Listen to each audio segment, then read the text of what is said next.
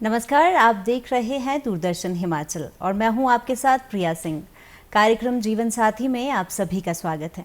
जीवन साथी एक ऐसा रिश्ता है जो एक साथ निभाया जाता है, एक साथ निभाई जाने वाली यात्रा है, जिसका सबसे इम्पॉर्टेंट स्तंभ जो है वो है प्यार, मोहब्बत, साथ, सच्चाई और धैर्य। ये कार्यक्रम सिर्फ कार्यक्रम नहीं है, एक एहसास है उन रिश्तों का जो एक साथ निभाए जाते हैं और साथ ही साथ मजबूत होते जाते हैं।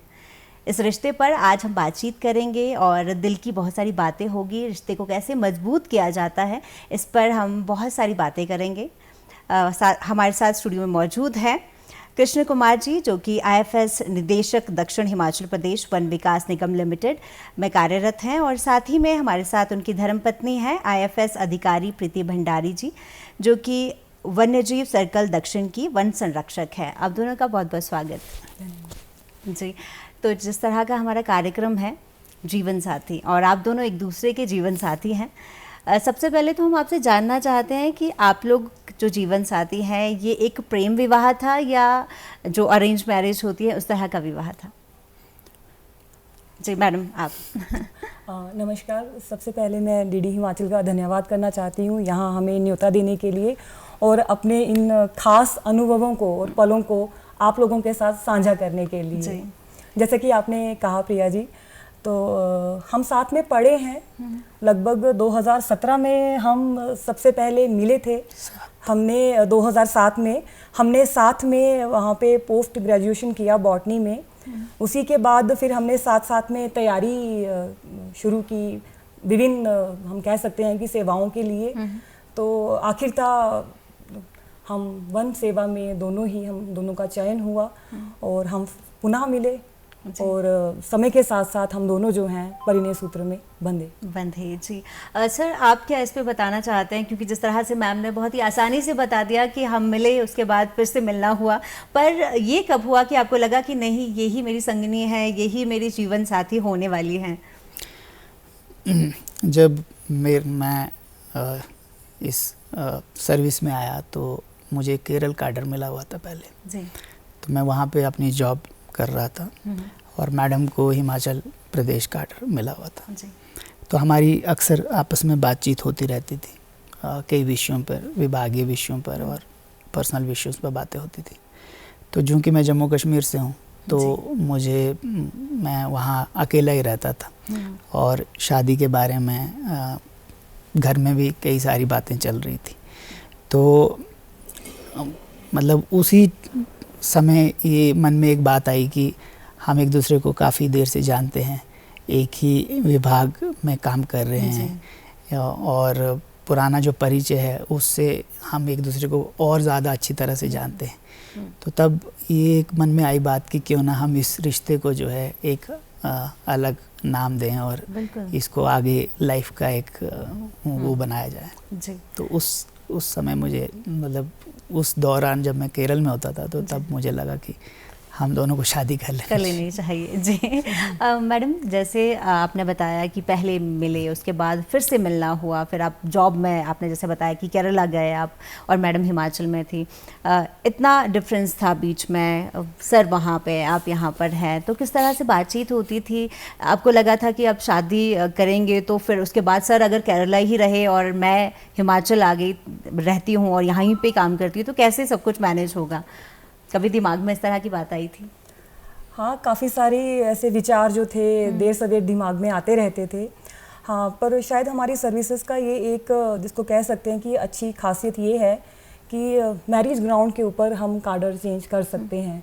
तो कहीं ना कहीं दिमाग में ये चीज़ थी कि या तो मैं सर के वहाँ जा सकती हूँ या सर मेरे यहाँ आ सकते हैं जी। तो अगर हम शादी करते हैं तो शायद यही कुछ चीज़ें रही, हमने शादी करनी है, ये जो फैसला था, बहुत सारी चीज़ों को विचार विमर्श करने के बाद हम इस नतीजे के ऊपर आए कि हाँ, इसको हम आगे लेके जा सकते हैं, निभा सकते हैं। जी, क्योंकि एक बहुत बड़ी रिस्पॉन्सिबिलिटी होती है जब शादी हो जाती है। एक परिवार, दो परिवार जुड़ते हैं आपस में, दो परिवार साथ में जुड़ते हैं, दो लोग साथ में जुड़ते हैं, और कहीं ना कहीं आप लोग जॉब भी कर रहे थे और साथ में शादी वाला जो टाइम होता है वो थोड़ा सा ज़्यादा मुश्किल होता है। सर, विवाह की जब आप बात सुनते हैं या विवाह शब्द आपके दिमाग में आता है तो आपको क्या लगता है, क्या आपके लिए विवाह क्या है? एक परिभाषा अगर आप अपने विचार से दे सकें। मुझे ऐसा लगता है कि भाई जीवन में आपके कई स्टेजेस आते हैं लाइफ में। तो एक सोशल जो फेज़ आता है लाइफ में, जब आप काफ़ी मतलब स्थिर हो जाते हैं, एक स्टेज आ जाती है जब आपको मोमेंट रिस्ट्रिक्टेड हो जाते हैं। क्यों ना कि जब आप स्टूडेंट लाइफ में होते हैं तो आपकी मोमेंट्स पे कोई रिस्ट्रिक्शन नहीं होते हैं। परिवार वाले भी आपको नहीं पूछते आप कहाँ हैं, आप कहीं बाहर पढ़ने गए हैं या कुछ है। लेकिन शादी की एक ऐसा फेज़ है जिसमें आपको वो स्थिरता लानी पड़ती है अपने अंदर। आपको कहीं ना कहीं सोशल होना पड़ता है, आपको अपने जो रिश्तेदारों के साथ, अपने परिवार के साथ अपने संबंधों को और अच्छा बनाना पड़ता है। तो मेरे मन में यही था कि जो मतलब एक वो वाला फेज़ जो है वो उसमें हर एक आदमी को एक न एक दिन आना है। और मैं उसको यही सोचता था कि जो जितना मैं पहले से जब से मैं स्टूडेंट लाइफ में था या जितनी भी मेरी एज जो मैंने अपना जीवन व्यतीत किया था उसमें स्थिरता नहीं थी। मैं कभी कोचिंग के चक्कर में या कभी पढ़ाई के लिए घर से दूर रहा हूँ। और फिर जब मेरी जॉब भी लगी तो तब भी मैं केरल में था, तो मैं अकेला था। तो परिवार ना होना काफ़ी खलता था कि मैं किसी से बात करूँ, कोई मेरे साथ हो, हम खाना खाएं या साथ में मिलकर कुछ कार्य करें। तो उस टाइम मतलब मेरे मन में यही एक चीज़ थी कि शादी करना जो है वो इसलिए भी ज़रूरी है कि आपके लाइफ में एक ठहराव, स्थिरता आ जाती है, स्थिरता आ जाती है। मैडम, आप क्या कहेंगी, विवाह आपके लिए क्या है? जो कि आपके कार्यक्रम का नाम ही है जीवन साथी जी। तो हर किसी को, चाहे वो इंसान हो, चाहे कोई भी प्राणी हो, उसको एक साथी की ज़रूरत ज़रूर होती है। आपको इमोशनली सपोर्ट करने के लिए, आपके सुख दुख में आपके साथ खड़ा रहने के लिए, आपके हर प्रकार की चीज़ों को साझा करने के लिए। तो जैसा सर ने बताया तो यही भाव थे। और मुझे लगता है कि शादी जो है एक बहुत ही अच्छा, बहुत ही प्यारा एहसास है, तो जिसे हम हमेशा अपने मन में, अपने आप में संजोए रखते हैं। और इसको किस तरह से इस शादी को हम और अच्छे से निभा सकें, क्या उसमें हम नई चीज़ लेके आ सके, वो बहुत सारी चीज़ें जो हैं इस चीज़ में साथ में चलती हैं। और ऐसे कहा भी जाता है कि जीवन साथी जो होता है वो हमारे दुख कम कर लेता है और खुशियों को 4 गुना कर लेता है। जब हम किसी को पसंद करते हैं या शादी के लिए सोचते हैं तो सबसे पहले हम उसकी क्वालिटीज़ देखते हैं कि ये वाली इसकी क्वालिटी मुझे बहुत ज़्यादा पसंद है। और आपको काफ़ी साल शादी करके हो गए हैं।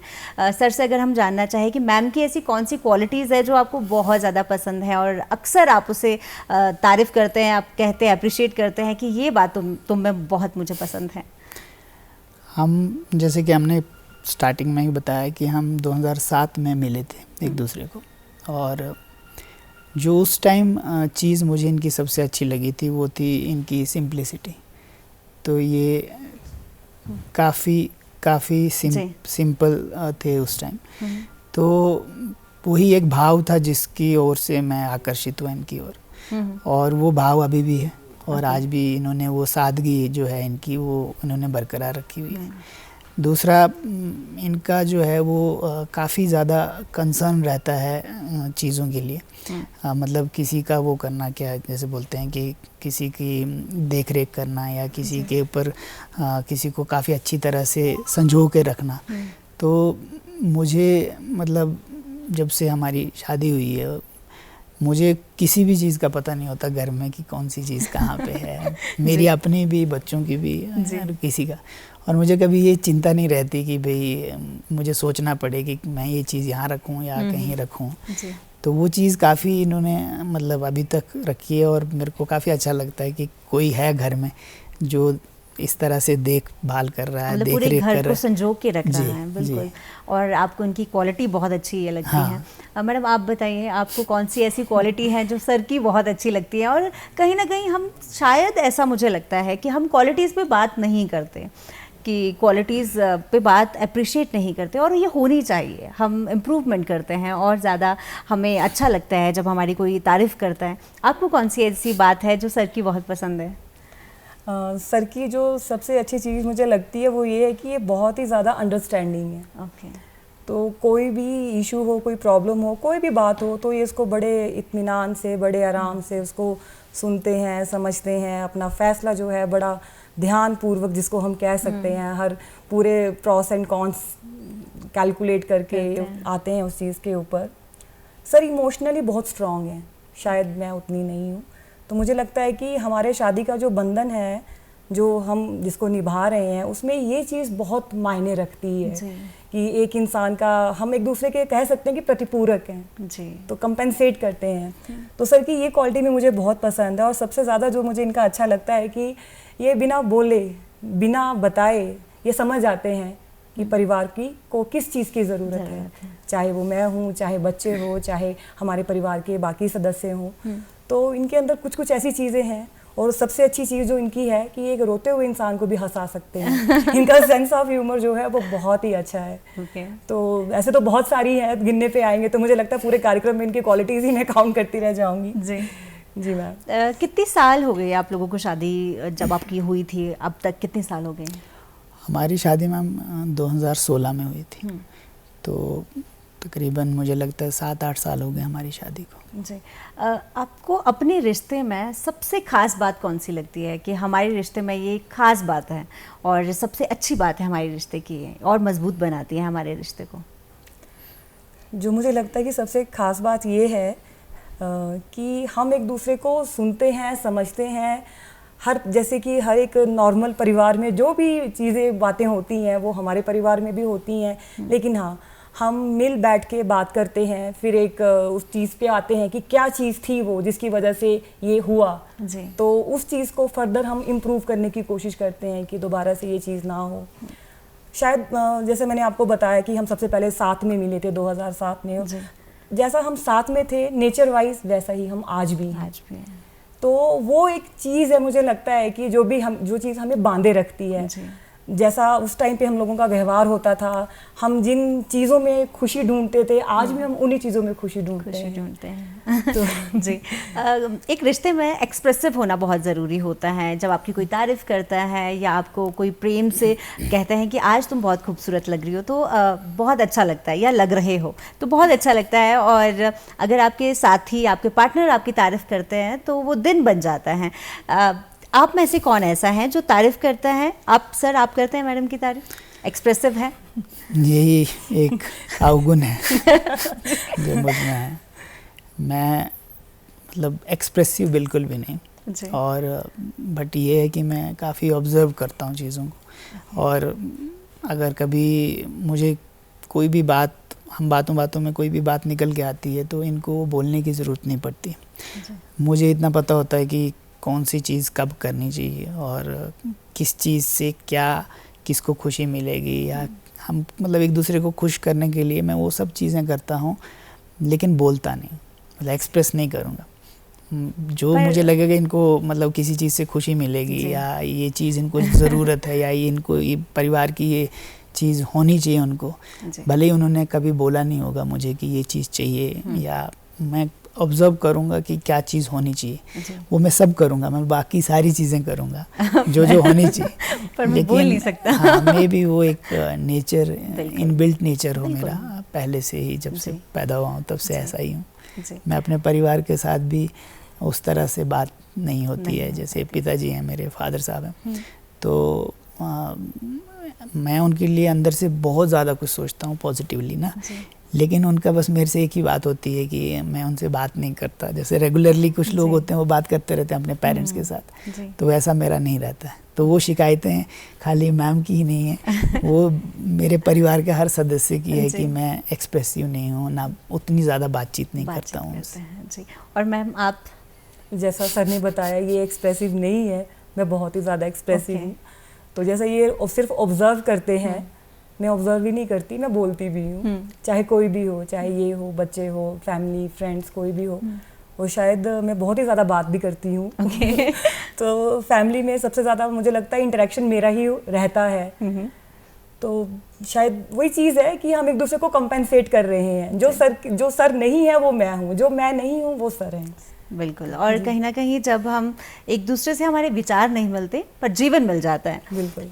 बहुत बार मैडम ऐसा देखा जाता है, अगर मैं आपकी बात करूं, जब एक लड़की अपने घर छोड़कर दूसरे के घर जाती है तो वहाँ पर किस तरह से मैनेज करना है, किस तरह से तालमेल बिठाना है, थोड़ा सा मुश्किल हो जाता है।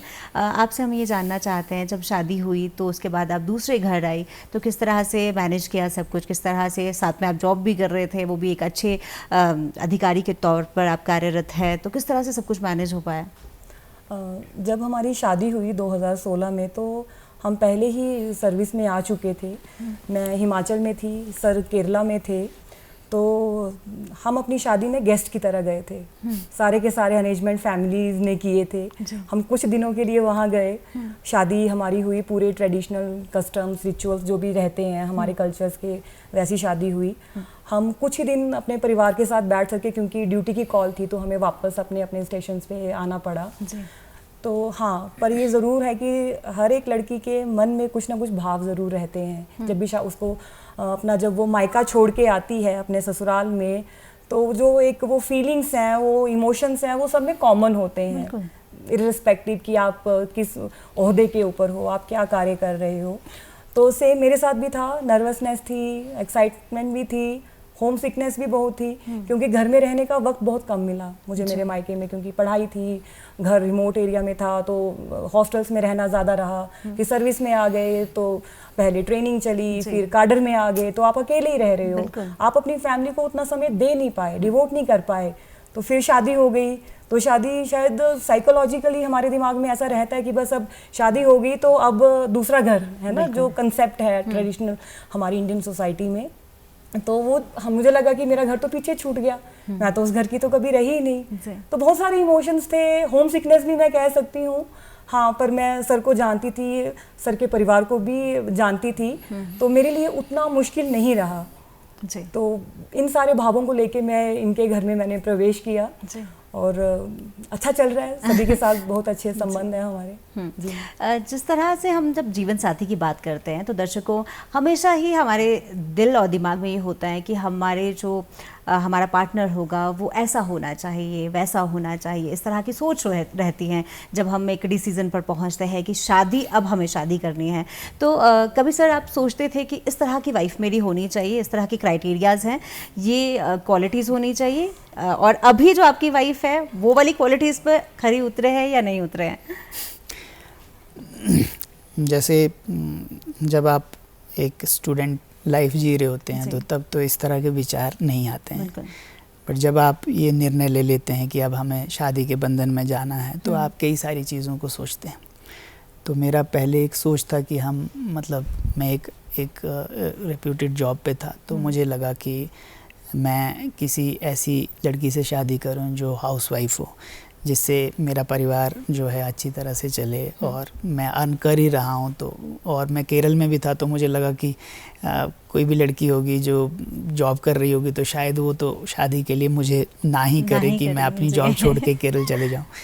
तो फिर लेकिन मैं ये चाहता था कि जिस भी लड़की से शादी करूं तो वो सिंपल हो, हाउसवाइफ हो, मेरे पेरेंट्स की देख रेख करे, उनको भी वैल्यू दे, मुझे वैल्यू दे। लेकिन जैसे जैसे समय आगे बीता और मुझे, मतलब हमारी बात होती थी आपस में, तो एक दूसरे को काफ़ी अच्छी तरह से जानते भी थे, तो मैं इनके सारे गुण जानता था कि इनके अंदर जो पॉजिटिव चीज़ें हैं।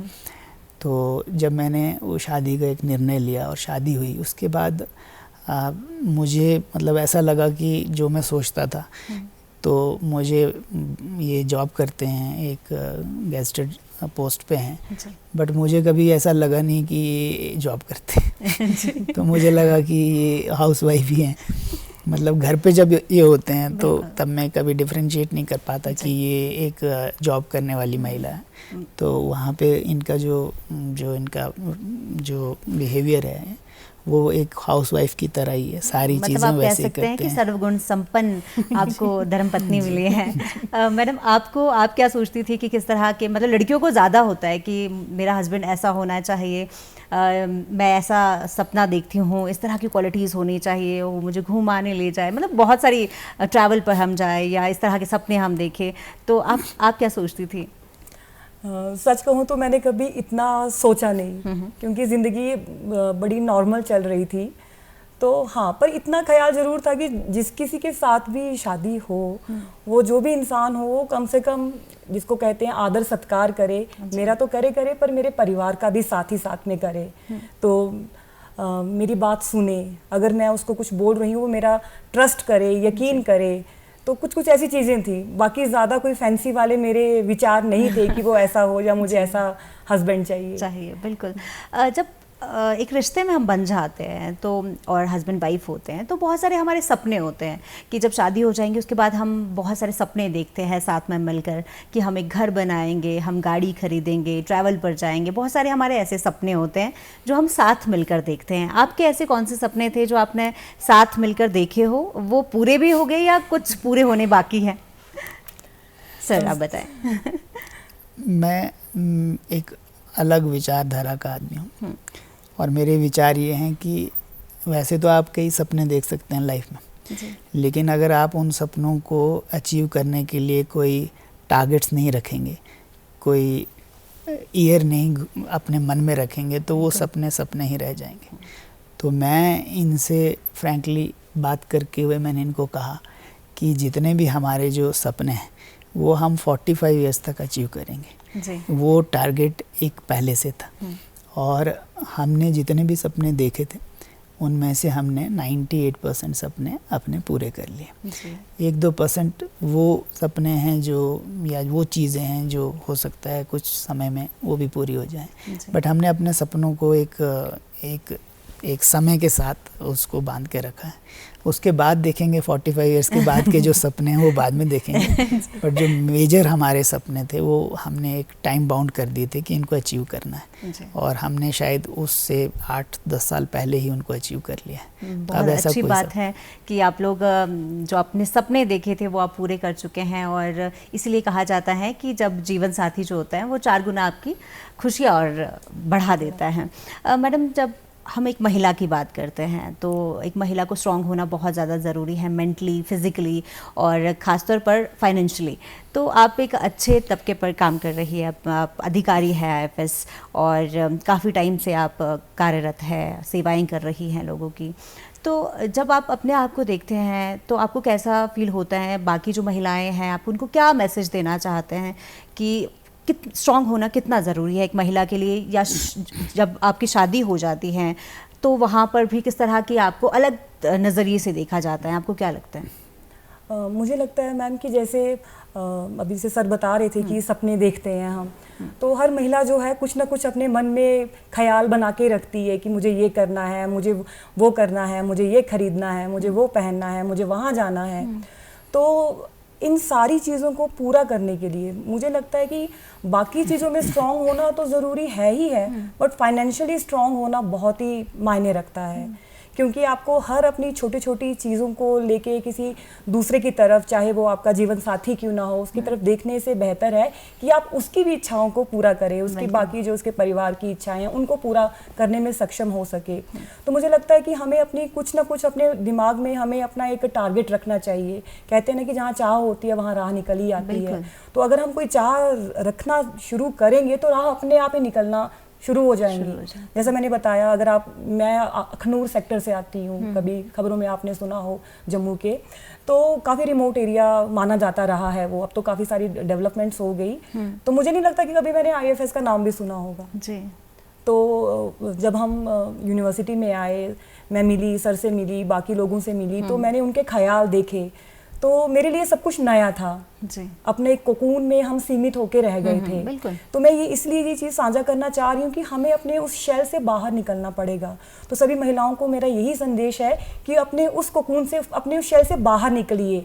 हम सोचते हैं कि हम ये नहीं कर पाएंगे, वही सोच मुझे लगता है कि बाधा भी है और राह भी है हमारे रास्ते में। तो अगर आप कोई सोच रखते हैं तो रास्ते अपने आप निकलना शुरू हो जाएंगे, और जो भी आपके मन में चाह है, कुछ भी है, तो कृपया करके उनको पूरा करने के लिए आगे अग्रसर हों। जी, बहुत ही अच्छी बात आपने कही है। और जीवन साथी एक कार्यक्रम है, और एक और सवाल आपसे हम करना चाहते हैं कि अक्सर अभी जो शादियां होती हैं वो बहुत कम टाइम में भी टूट जाते हैं। तलाक जो है वो पहले नहीं हुआ करते थे, डिवोर्सेस नहीं हुआ करते थे, पर अब बहुत ज़्यादा तेज़ी से बढ़ रहे हैं।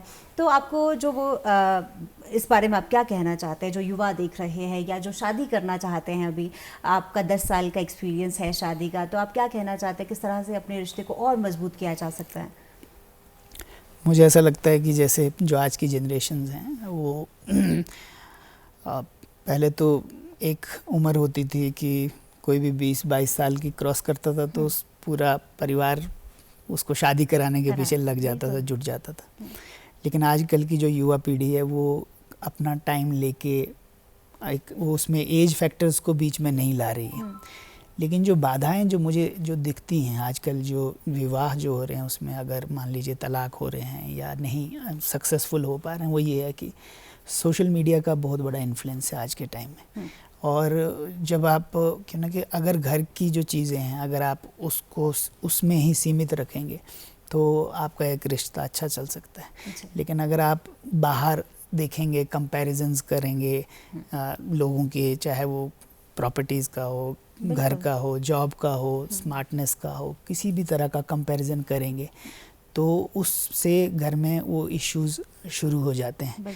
दूसरा है कि जो आज की जनरेशन है या जो आज के जो भी युवा लोग हैं वो एक शादी के उस महत्व को समझ नहीं पाए।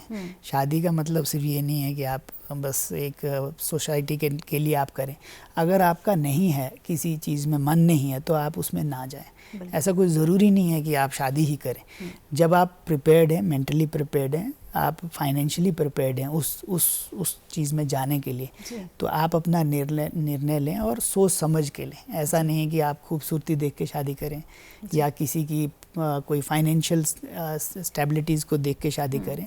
शादी जो है वो एक विचारधारा है। अगर आपके विचार मिलते हैं, अगर आप एक दूसरे को रिस्पेक्ट करते हैं, एक दूसरे के चीज़ों को सम्मान देते हैं, एक दूसरे को परिवार को सम्मान देते हैं और आप प्रिपेयर्ड हैं मेंटली कि अब हमें इस सोशल सर्कल में जाना है और इसमें आगे चलना है, तो तभी इसमें स्टेप इन करेंगे तो फ़ायदा है। लेकिन नहीं तो अगर आप ऐसे इसमें चले जाएंगे तो वो कहीं ना कहीं उसमें बाउंस बैक होने के चांसेस बहुत ज़्यादा रहते हैं। बहुत ही अच्छी बात आपने कही है कि किस तरह से हमारा रिश्ता चलता है और क्यों शादी करनी चाहिए, और अगर आप तैयार हैं तभी शादी कीजिए और उसे अच्छी तरह प्यार से निभाइए। आपकी खुशियाँ चौगुना तो हो ही जाएगी, साथ में आपका दुख भी कम हो जाएगा। आपने आज कार्यक्रम में आए, आपका बहुत बहुत धन्यवाद, और बहुत सारी आपने अपने जीवन की हमारे साथ बातें की, इतनी खट्टी मीठी, उसके लिए आपका बहुत बहुत धन्यवाद। धन्यवाद। तो दर्शकों, इसी के साथ आज का कार्यक्रम यही समाप्त होता है। अगले सप्ताह आपसे फिर मुलाकात होगी एक नए विषय के साथ। और अंत में आपको बता दें कि दर्शकों, आप हमारे कार्यक्रम का आनंद अब सोशल मीडिया प्लेटफॉर्म पर भी उठा सकते हैं, और साथ ही में आप हमें फेसबुक पर भी फॉलो कर सकते हैं। हमारी फेसबुक आईडी है @दूरदर्शन हिमाचल। आप हमें इंस्टाग्राम और एक्स हैंडल पर भी फॉलो कर सकते हैं। हमारा हैंडल आईडी है @DD हिमाचल। तो इसी के साथ ये कार्यक्रम यहीं समाप्त होता है। धन्यवाद।